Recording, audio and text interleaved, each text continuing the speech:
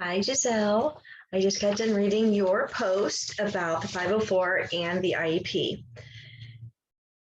I absolutely agree that as new teachers or paraeducators who work with these students, I think that they should be allowed in the meeting.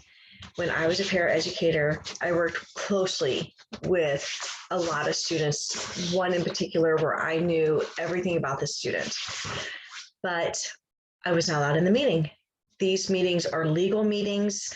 There's so much confidentiality, as well as being a para, my minutes were already spoken for in other classrooms or with other students, so I couldn't be taken away. I wish before I became a specialist, I was able to sit in on IEPs because I kind of just got thrown in. Luckily, I have a great program specialist who has helped me every step of the way. And I'm so confident now with my IEPs.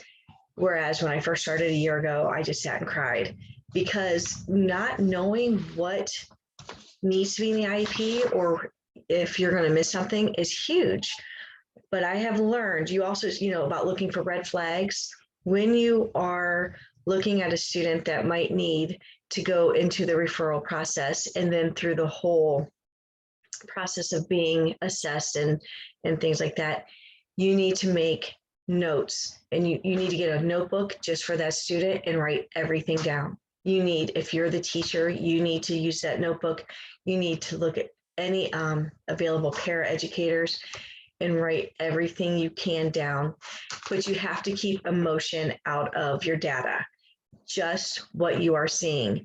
He appears to be angry, not that he is angry because we really don't know, but having a lot of notes and having a lot of academic work samples to bring back to the team for discussion will help lead the IEP meeting, help with the parents, talking to the parents, saying this is what we're noticing.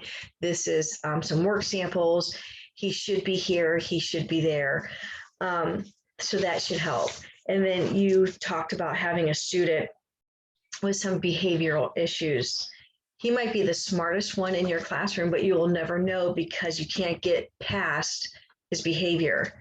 And behavior alone is not enough to say IEP. However, we as teachers sometimes, well, not we as teachers, gen ed teachers would rather get that behavior out of the classroom and into the learning center so they can be back into their peaceful routine. So again, you're going to have to find a connection with that student, something that you can use to talk and work with him, something that he will be drawn to you. Once you make that connection, you're going to realize maybe his behavior isn't academic, but he might be bored. He might be so confused about a concept or what he's being taught that he would rather throw pencils across the room than sit down and actually write.